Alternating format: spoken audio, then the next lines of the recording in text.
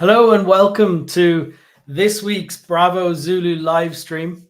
It's a really exciting one this week. We're talking to Operator Solutions. It's a whole new area to a lot of people who'll be watching, including myself, which is around space rescue and spacecraft rescue and the entire industry that goes with that. Operator Solutions have been using D4H now for a little while. They got to really use it during the recent hurricane in Florida. We're going to hear a little bit about that. And I'm hoping that you're joining us live for this and you'll be able to ask some questions in the comments. I'm going to be joined in a minute by Shane Smith. Shane is the co-founder of Operator Solutions. And we're going to hear all about how they undertake these rescues of astronauts, and I believe other work around that of the re-entry of spacecraft, the launch and re-entry of spacecraft. So this is going to be a fantastic live stream. As I was saying, they've started using D4H a little while ago, and Shane will be telling us about that. D4H, if you're not familiar with it, is an emergency management piece of software. So I think there's a QR code there on screen you can scan if you want to find out a little bit more about it. The big differentiator with D4H is it's extremely easy to use. So it's an easy to use emergency and incident and crisis management software. All right, let's welcome Shane on. Hey Shane, how are you? Good afternoon or good evening, Robin. Thank you for having me. Yeah, no problem. I can see we've got our first viewer in. It looks like Hans from South Africa is our first in the comments here. So as I was just telling people, we're doing this live. People are able to ask comments directly. If you're watching on Facebook, LinkedIn, X, wherever it is, you're able to post a comment in the comment stream. It'll come up here in front of Shane and myself. And we also have Amy pulling all the levers in the background producing this. Shane, you're with, or you founded Operator Solutions. Tell us a little bit about Operator Solutions. What do you do?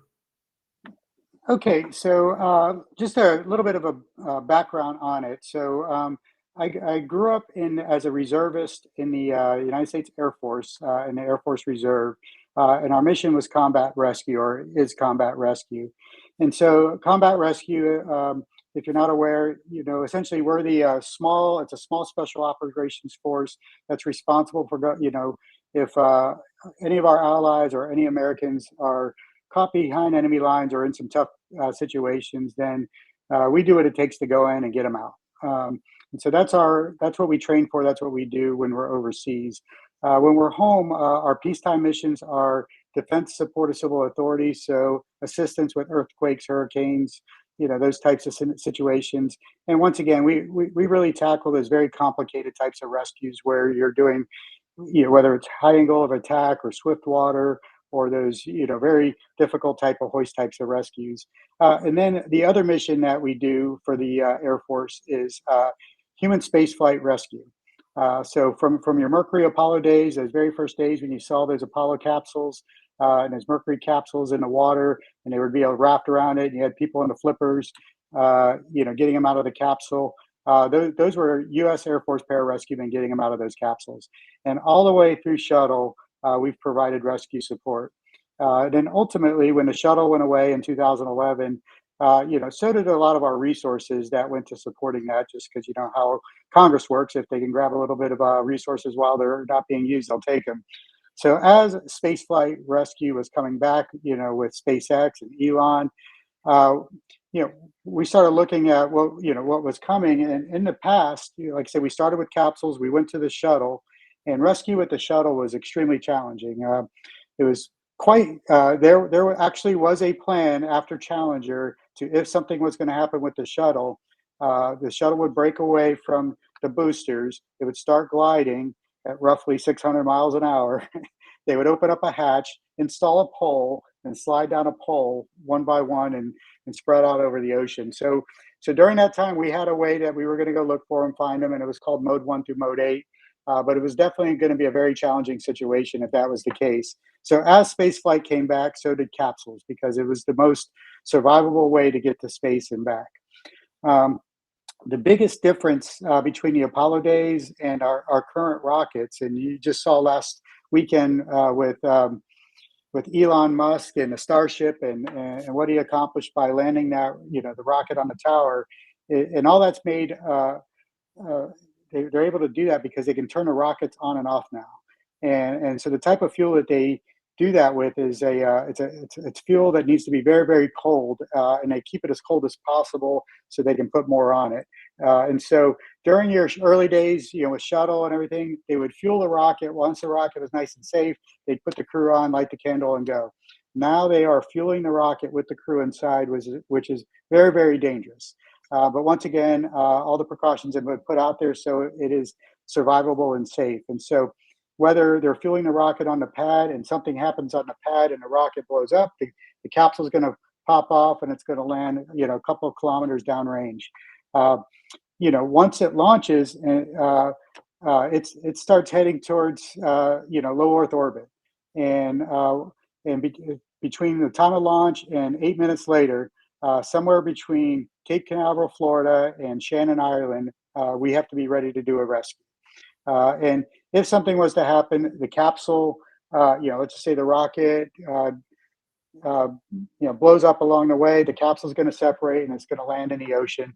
And at that point, that's where we come in and go get them. So, and just to kind of clarify, space rescue, we are terrestrial rescue. Right now, we're only rescuing on Earth, but if in the future, we may be rescuing in space, and I'm sure the two people that are stranded on the ISS right now would have liked us to figure that out a little earlier with Boeing. But going forward, we'll start working on that. In the meantime, what I'll do is I'll share with you just a quick video and just a couple of pictures of our ConOps, just so you kind of understand what we're looking at when it comes to space rescue. Can you describe that? You mentioned you have to do a rescue somewhere in the Atlantic, right? The whole width of the Atlantic. How do you prepare for that? What are the resources out there? How are you ready, and what's the wait time for them? Well, as a matter of fact, here, I'll just kind of show you the slide. Are you able to see my slide here that's got the Rescue ConOp 2 on it? We're looking at your desktop background, I think. So it might be a wrong monitor. Okay. Oh, you know what? Hold on a second. There you That's go. It? Okay, lovely. Yeah. Okay. Yeah, so that kind of shows you what we're working with. So we currently use, so to back up a little bit, so I talked about what we do with Air Force Rescue.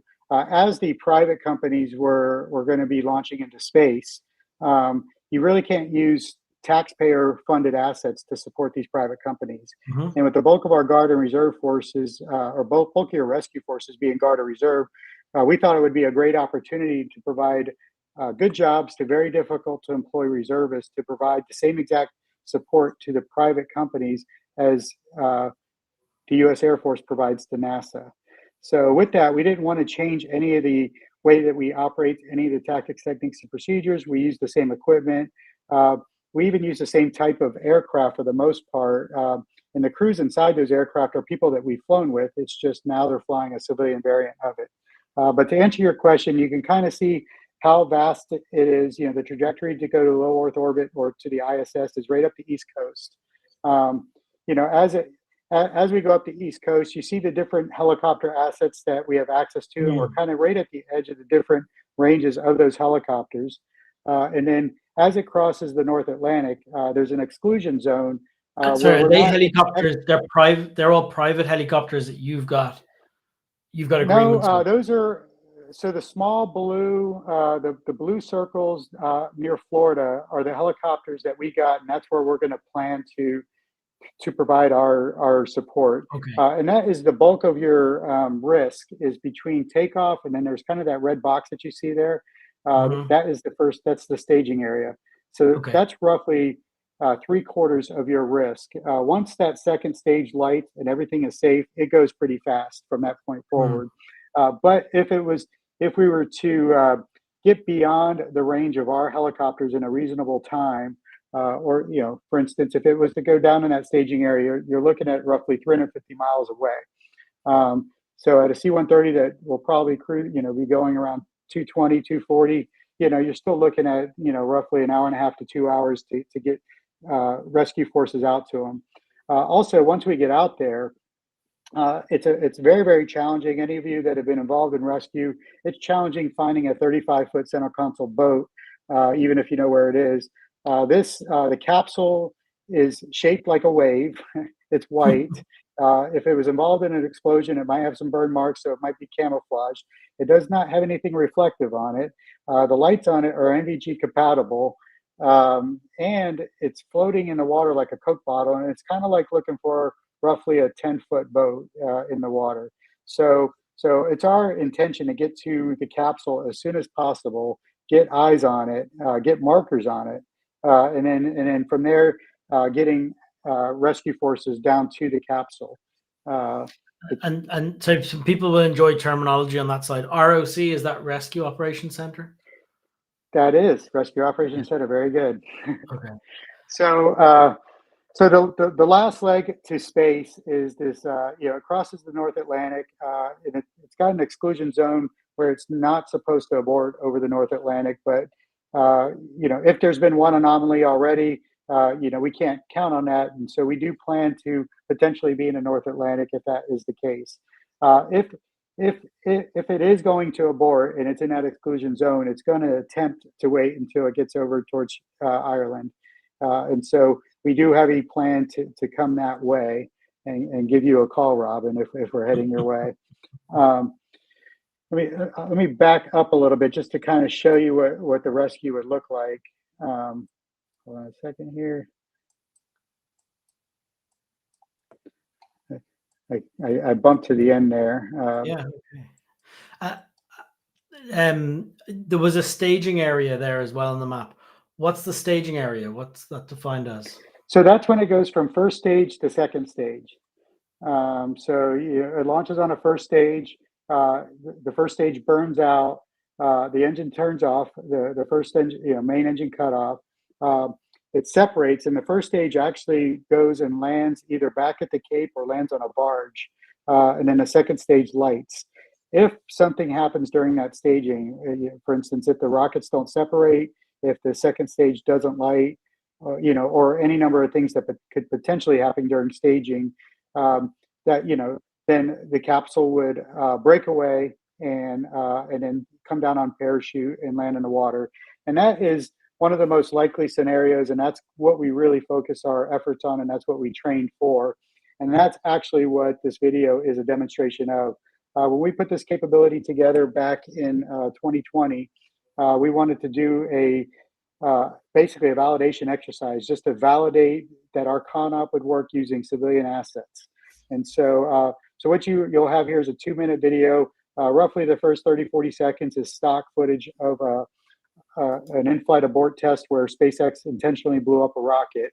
And then the capsule did come away from the rocket successfully, and it did land in the water successfully. All we did for our exercise is pick up from that point, and we did a rescue in real time. So, and this will show you how we get assets to them. And I don't think you'll be able to hear you sound, so I'll kind of walk you through. Great if you can. So we did this in conjunction with Axiom Space. This was in preparation for AX-1.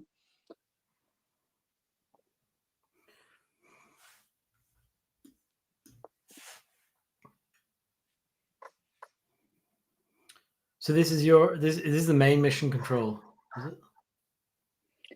Yeah, so like I said, this video is SpaceX's stock video. This is so you can see how the capsule separates from the rocket.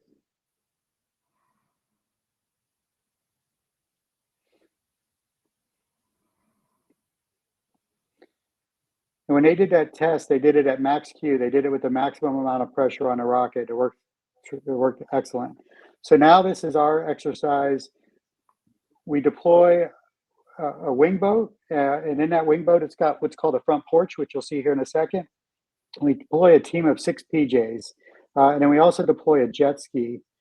The capsule is like a Coke bottle, and it's very unstable in the water. So the first thing we have to do is stabilize the capsule. And we do that by wrapping a line around the capsule and towing it with the jet ski. From there, we take the boat that you see right there, and we install this front porch on the capsule. And once it's fully inflated, you can see how they're standing up on it. It's very rigid. Okay. So is that an It gives them a inflatable? Is it inflatable? It is inflatable, yes. Yeah.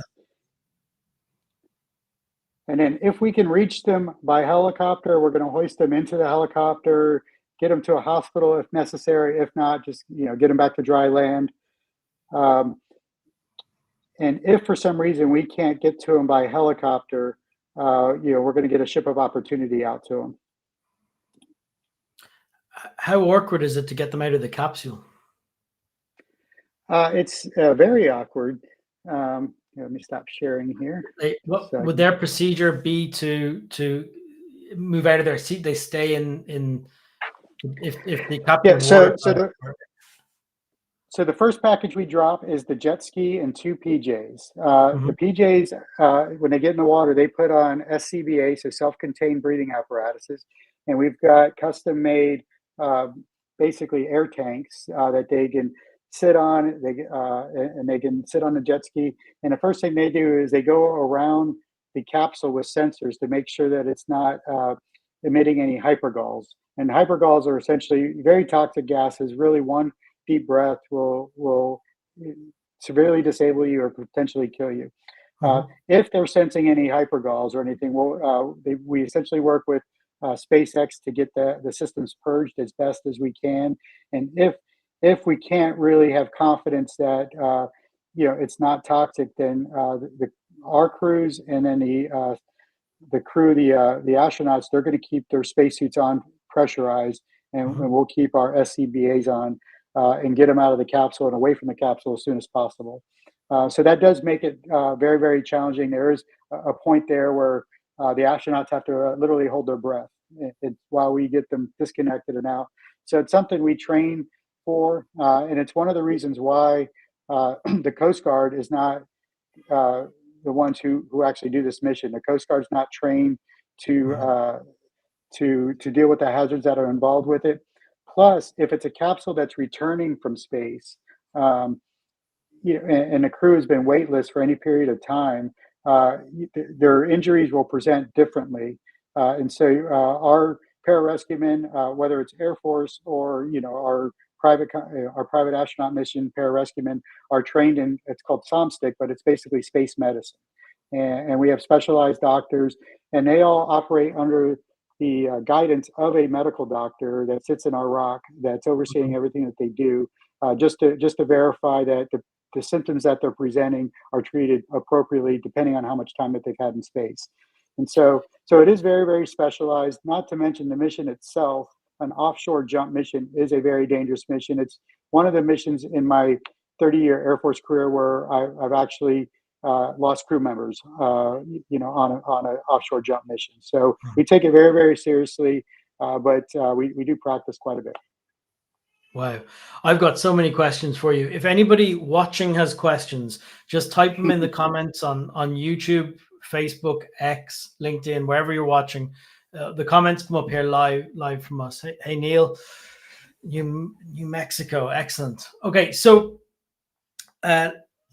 just talk us through. You open the hatch on the capsule, and the astronauts are backs down, their legs up in the air. Correct. Okay. Their backs down, legs up, and the seats do articulate. Whether if they're in a launch configuration, they are fully laid back.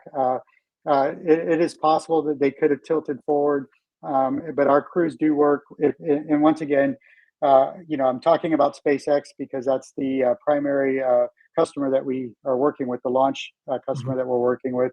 But there's other capsules coming, whether it's Artemis or Boeing or even Starship. Everything we're talking about today is to rescue 4 people. But we are looking at rescuing 70 people potentially with Starship. But yes, you get in the capsule and they are laying on their backs. That's a different game. Yeah, but yes, so yes. Is there space in there for you to fit as well? your PJs get in the capsule with them? There is. It's very, very limited. You have to watch where you step. Right underneath the astronauts, depending on what their payload is.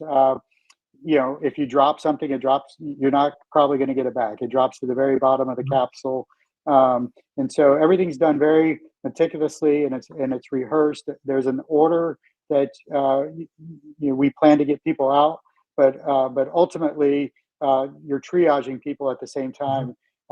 On the way there, and you'll see in D4H, we do have a NASA 9 line.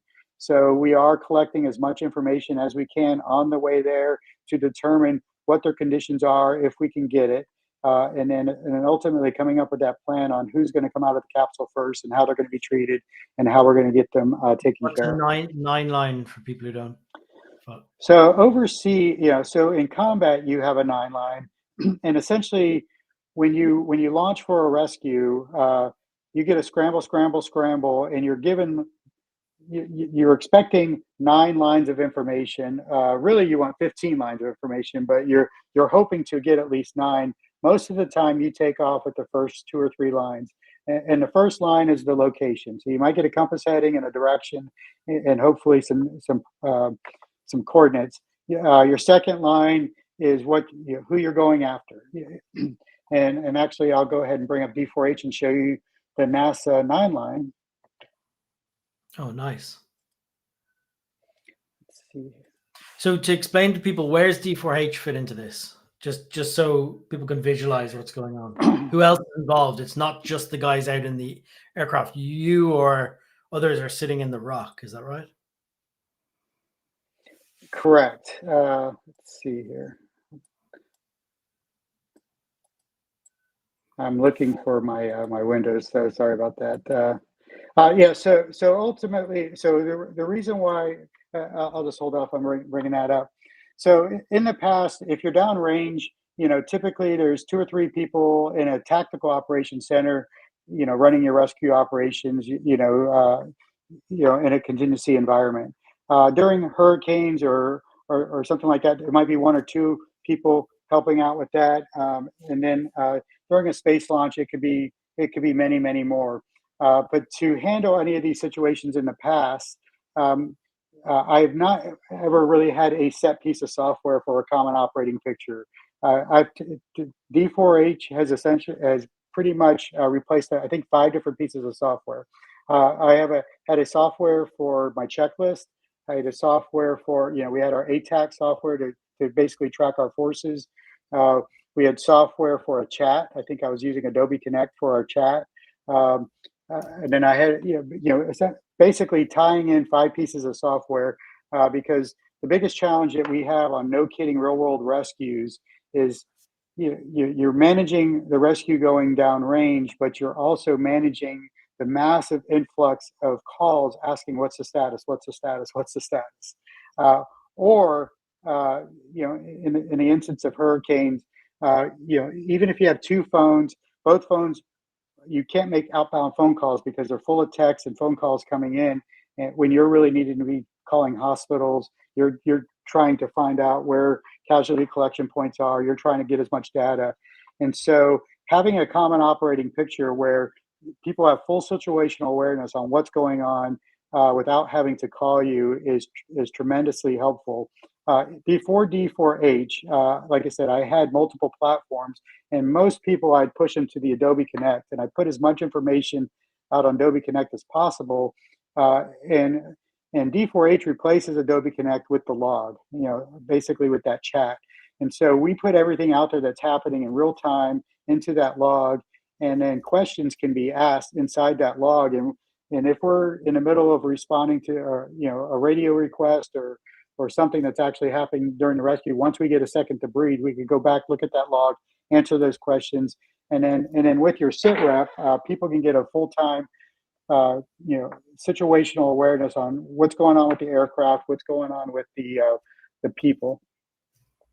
Yeah, fantastic. Do you say you're able to bring that up on screen? Is that you think you can? Yeah, let me. I'll ask a couple of questions while you're working on that. Okay. So there's questions flying in here. Thank you for everybody sending these. Steve is asking, do you prepare for subsurface rescue if the capsule sinks or is not upright? You said SCBAs are on. We do. Yes, we do. And so there is a scenario, not necessarily with the SpaceX capsule, but with some of the other capsules where the capsule we get there would be upside down. The capsule would normally have would self-right it, would be self-righting with a writing bag. But if for some reason that system fails, for whatever reason, we're prepared to dive under the capsule. And if the capsule is upside down, so are the antennas and so are the hatches. And so it's imperative that we turn the capsule right side up. And so the way our SCBAs are designed is they're full face masks. We can communicate on them, but we have a 30-pound brass weight that just goes right on the back. You put a little pin in, and now you're scuba. And then we do have UAV, not necessarily for people, but if we're catching payloads that come back or something, and the payload sinks, that we are prepared to dive down. So we do work with quite a few Navy divers, and we are preparing to be able to do subsurface stuff in the future. So this is so interesting. Somebody has just sent me a WhatsApp message saying they're in the movies watching it on captions turned on. And their question is, do you bring equipment to open the capsule if it's damaged? We bring everything. So you can think of a fire, so if you think of combat rescue, somebody has just crashed an aircraft, they've encountered an IED, and essentially the pararescue, they're going to a accident scene. And if a fire truck shows up to an accident scene, they have jaws of life, they have extrication tools, they have everything that they need to get them out of that situation. So we plan for the same thing. They jump with the equipment that they think that they're going to need. But if they get down there and they realize that they need more from the aircraft above, we're prepared to airdrop them anything that they need. On top of that, everything in the aircraft, we're prepared to keep 4 critically injured patients alive for up to 72 hours on a raft in the middle of the ocean. Oh, and wow. if they need more than that, we can restock them more than that. But hopefully we can get to a ship to them in time. Let's hit some of these questions off while you're still getting that up. Jeff is in Florida. This is one of the most fascinating mission sets. Let me pick another one off here. Oh, here we go. How would it change if it's over land and not water? Will they survive a land landing? Is that a crash? So capsules that are designed to land on land can survive on land. Capsules that aren't designed to land on land are going to have to be very, very lucky. They do have ways to soften the landings and stuff. So every system is in place for those capsules to land in the water. But if it lands on land, as a matter of fact, so I'll go to my checklist here, and I think you guys can see. We can't see it yet, but Amy can probably bring it up if you're sharing it. Oh, okay.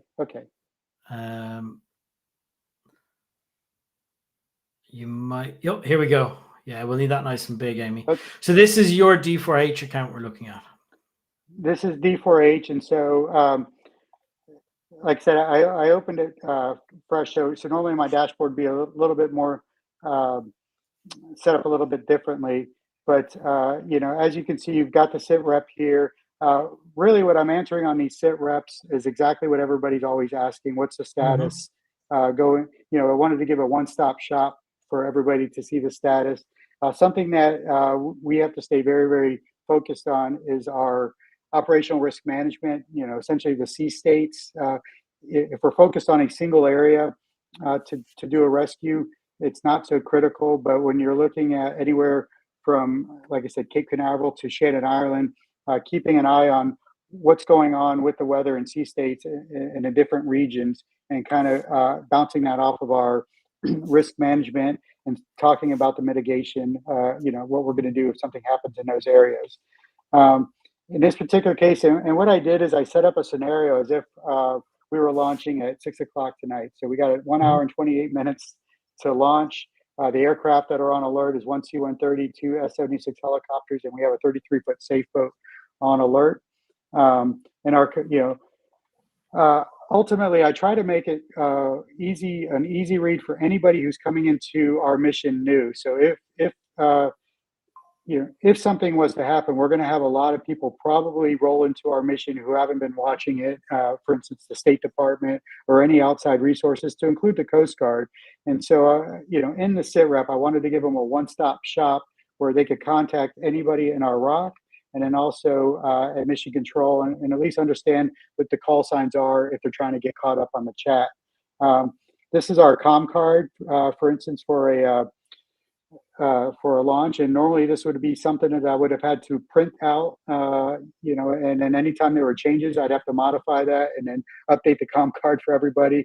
Now with D4H, it's a live comm card that they can actually open up the app and see what the most current comms are and the status of the comms. And then we get into patient status. And patient status, and then I'll come back to the question on the checklist if it lands on land. But this is going back to the SpaceX 9 or the Spaceflight 9 line. So once the capsule's in the water and we're on the way to the capsule, we're going to get a 9 line from SpaceX, or we may be the ones talking to the astronauts, and they're passing us the information. But D4H makes it nice and simple. It timestamps it automatically. We'll get a location of it, but let's just say for this purpose, we know that that's where the incident is happening. If we have a frequency that's different than what we already know, we'll throw in the frequency. Hopefully, we're talking about mostly routine patients, but if we do have 3 that are routine and 1 are delayed, we put it in there. Any specialized equipment needed. So for instance, if extraction is required, or if we're going to have to upright it, we try to tell the crews before that they go that that's going to be the situation. On each part of the 9 line, I did add a spot for notes, which is not part of a normal line, but with D4H, we're actually able to add that. In this case, we'll have 2 let's just say 3 ambulatory and 1 litter. And then any known hazards, and I'm defaulting to what we hope is the situation where there's no hazards. It's stable 1. Stable 1 is upright. Stable 2 is upside down. So in this case, if it was stable 2, because we told them they need upright bags, it's going to pop out pretty quick. We're going to get a quick update of the sea state. 3-foot waves, and let's just hopefully it's nice and the question broad for intervals. Me, while you're there at that point, when you touch that porch on, does it orient the door away from the sea? Will it swing it around? Or do you have a sea anchor? No, we have to do all that. No, we're towing it with the jet ski. So we're the ones that lasso it. So if you think of the capsule, it's bobbing in no particular. It's bobbing unpredictably. Mm-hmm. It very may well have jagged, sharp edges because it broke away from a capsule or a rocket in distress, and so it's very, very dangerous to approach. And so we actually wrap a line around it, and start towing it with the jet ski, and we tow it in a direction where the hatch is on top, and that stabilizes it. Even if all we did was tow it, that starts helping the crew, because if you could imagine being inside the capsule, inside of a spacesuit, on something that's bobbing unpredictably, you may have survived a 9G abort, a splashdown in the water, and then end up getting ill because you're dehydrated from throwing up so bad because you're seasick. So it's our goal to kind of help them with that as soon as we can. We also want to know how much vehicle life we have left with the batteries, and then also batteries in their radios and batteries in their sat phones. That's one of our primary methods of talking to them. So as you can see, we can fill out a 9 line pretty quick, a lot quicker than before. In the past, we had to fill this out, PDF it, and send it to the field. Now it's a 9 line that's time stamped, that tracks. We got 3 routine, 1 delayed, automatically at the top, and then also that shows up on the dashboard and the SITREP. So in the Spaceflight 9 line, anybody looking at the front page will see that. Going back to the question, if it lands on land. So in our scenario today, I already ran our rock opening checklist. I'm on our normal launch checklist here. You can see, and I think I brought us down to 1 hour and 30 minutes prior to launch because that's when we started the call.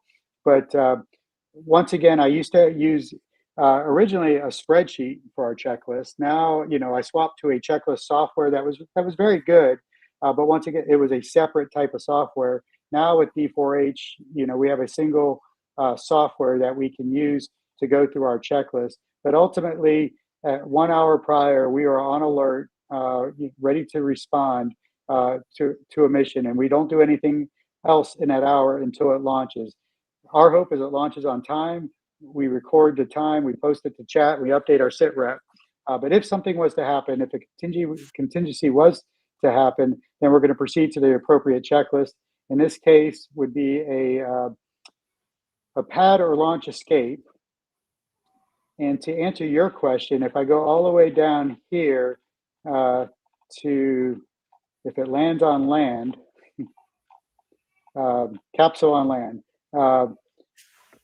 we start going down this checklist, and ultimately we start looking for, we're going to get out there, we're going to get overhead, we're prepared to jump to them on land and drop the equipment down to them.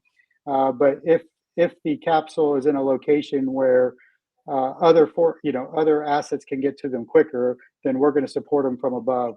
But the area around the Space Center where these are launching are very, very swampy areas. Mm-hmm. And so it may be a situation in that case where we put the crew, we take them out of the C-130, we put them into the helicopter and then hoist them down in the helicopter to the crew and get them right on top of the capsule. So that's really what we're looking for on this checklist is, what's the situation? Consider, if it's on land, then that's really how we're going to tackle that is get, we don't want to jump we don't want to make the situation worse by putting parachuters, in the middle of a bunch of alligators, 300 yards upwind from a capsule that's already in a precarious situation. Well, that's fantastic. Let's put a question in there.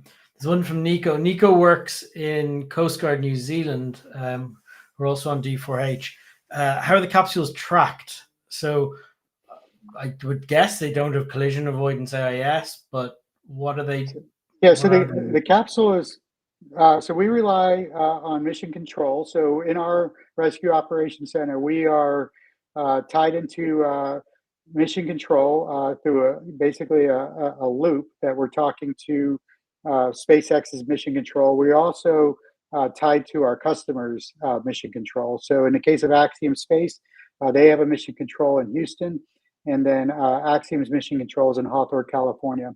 And then we're watching it live with anybody else. But if something was to happen, and in this case, I used the scenario that we used in an exercise, the capsule itself will automatically send us its location. We all get a message, everybody in our rescue operations center gets a message at the same time, along with everybody else who's involved with the contingency or with the anomaly, that an anomaly has happened. Here's the capsule now, and then it gives us a projected splashdown location of the capsule. And it's at that time we start running our scenario. So in here, so I actually took that exercise input, and in D4H I put it timestamps it, which I think is great. I put the coordinates directly in the format that we receive it from the Dragon capsule. And once again, this is another efficiency that we get out of D4H is we receive the coordinates in one format. Before I was having to convert them to another format to enter it into our tracking system, and then to send it out to our forces, we would have to convert it again. So the amount of time and effort that we are saving simply by being able to convert the coordinates is significant. Also, something that was very, very useful last week during, it would have been very useful during Hurricane Harvey, but during our most recent hurricanes, is being able to search for an address and convert them to coordinates very quickly. So those are some great tools that you threw in there that have been very, very valuable to us. But in There's a this case, it new created a caps. Yep. there's a new cool little Easter egg actually in there. If you click on map on the left, we haven't announced this, but it is live on everyone's account. I don't think it works on that screen. Go to the main map if you can, Okay. and we'll just show this I off. love the, Yeah, okay. so pick somewhere on the land, and we're anywhere on view. That's fine, and just search the word. Try searching hotels and press enter. I think we'll return something like hotels. Just Do I right click or hit this? Okay. yeah, sorry, hit search Hotels. there. Just type in hotels, for example, and hit enter.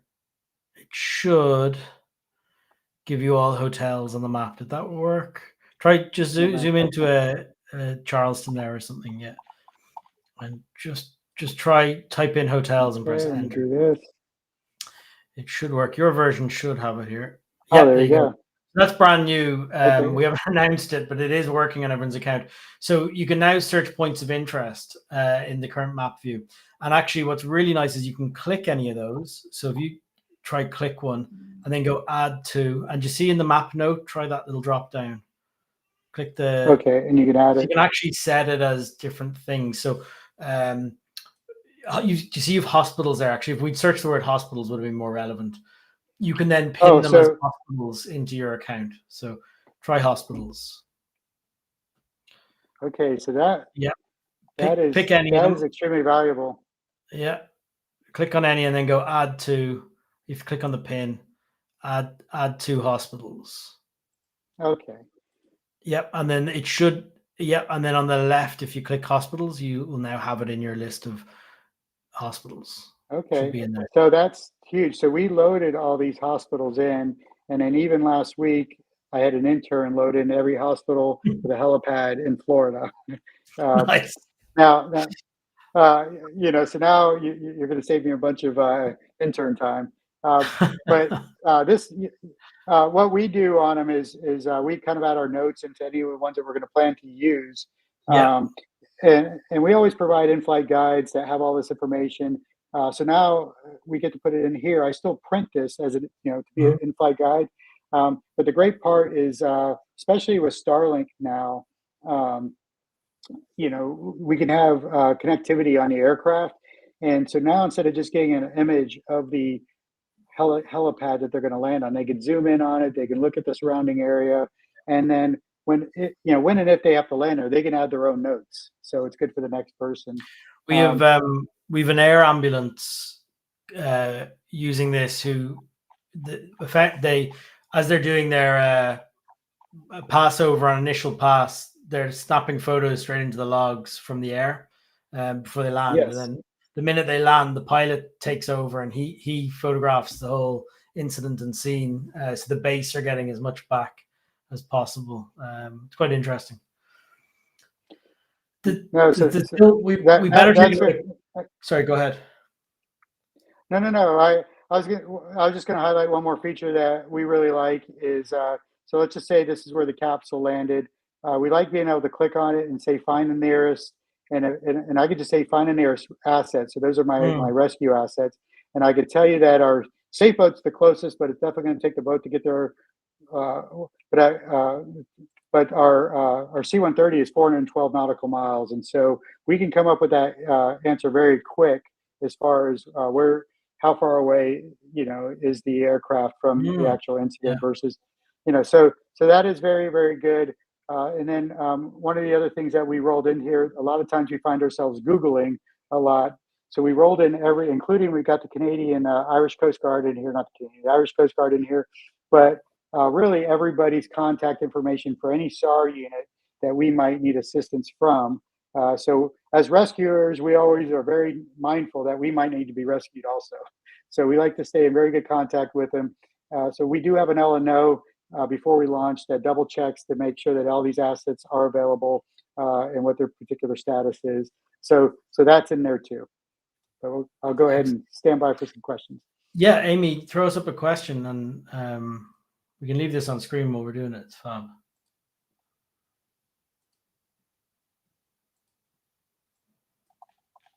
Okay, so elaborate on how weightlessness impacts symptom presentation. Oh, I figured you were going to ask that, and I got to get one of our pararescue guys on to have to answer that one. But I do know, for instance, if they're, oh gosh, I know I'm going to screw this one up. So I'm not personally a pararescueman or a paramedic, but ultimately, if you're detecting something going on, for instance, with heart or blood pressure, and if they weren't weightless, you would push a certain type of medication. But if they had been weightless for a certain period of time and you were to push that same medication, it would actually stop their heart. So it's something that it's that critical.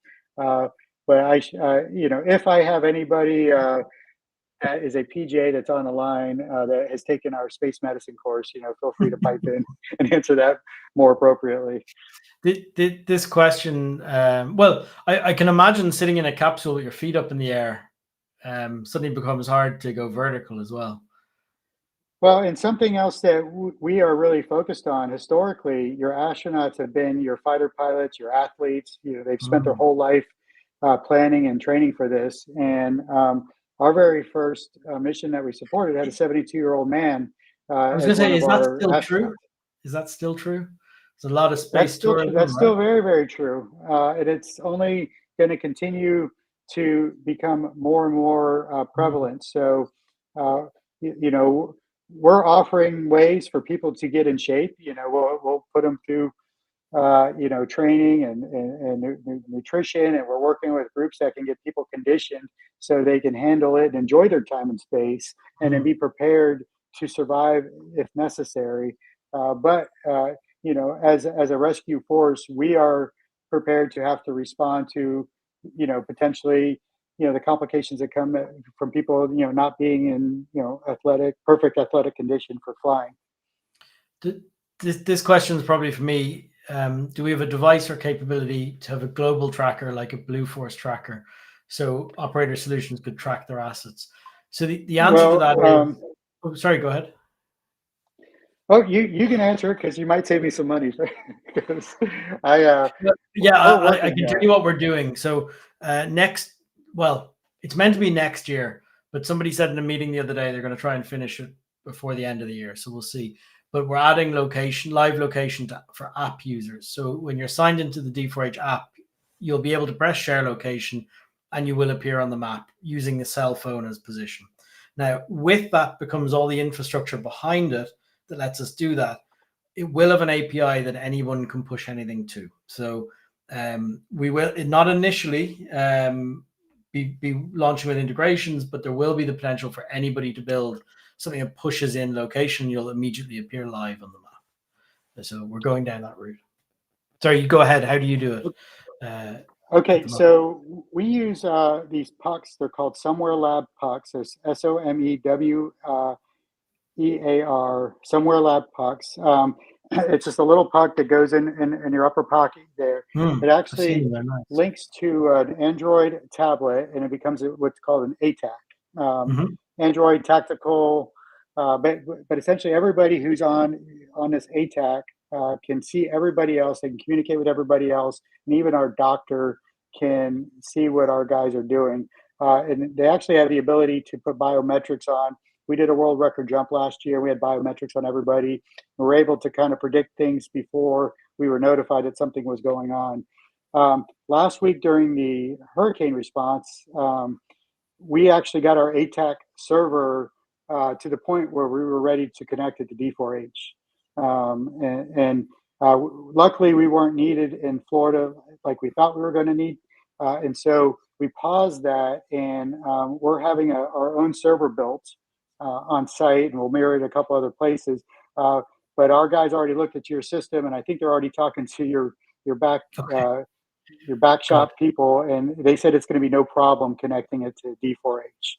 Excellent. So we'll work with you on that, and we can test that. But we essentially almost had that up and going last week, and they did some ATAC overlays already. I think for Florida. So Okay, that's how excellent. we plan to use it right now. That's the only thing that's not talking to it is our ATAC, but we plan on that doing connecting it in the future. Well, it's coming pretty soon, the functionality on our side to be able to do that. So that's great. I know there's others who we're talking to who want to connect up radio systems and all sorts of other things for sending position. This question: protocol for high seas and high winds. What do you do? Okay, so those are the things that, like I said, we have to use our operational risk management.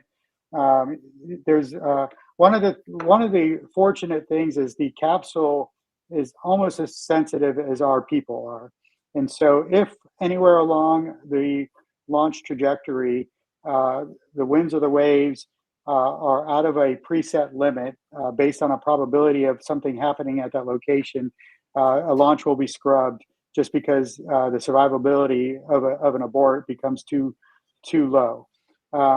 But there are situations where something will launch, and it could be in an area that we've already identified as being very, very risky, and so we plan for that. We can drop and really our limitations are on our parachute releases. So when we drop our equipment or we drop our people, the people aren't as critical as far as the equipment that we need to do this rescue. There's releases that have to release, and the higher the winds, the less the probability is that it will release properly. They're rated up to 35 knots. We get a little nervous of anything that's going to be above 25 knots. We drop with SOV3 parachutes. They are your special operations parachutes. We plan and hope to drop around 3,500 feet.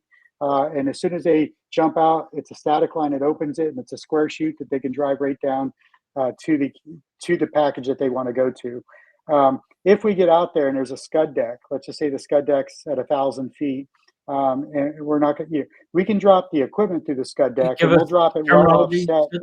Scud deck, cloud? Just a thin layer of clouds, or if there's a cloud deck or a ceiling, if there's a ceiling that is too low for us to drop our from 3,500 feet, then we're going to drop below 1,000 feet, and we can drop our equipment below then, and it'll open and they'll get one pop and end up in the water. But then we end up dropping our personnel with your old school round World War II chutes, and we could drop them as low as 400 feet. And when you do that, they're going to get one hop.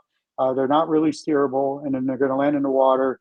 And so we have to have very, very good air crews to get them on target. So especially if they're in a situation where you have very, very high seas, and that's when it gets very risky. And that's one of the reasons why the first package that we drop out is the jet ski. And the jet ski has a rescue sled on it.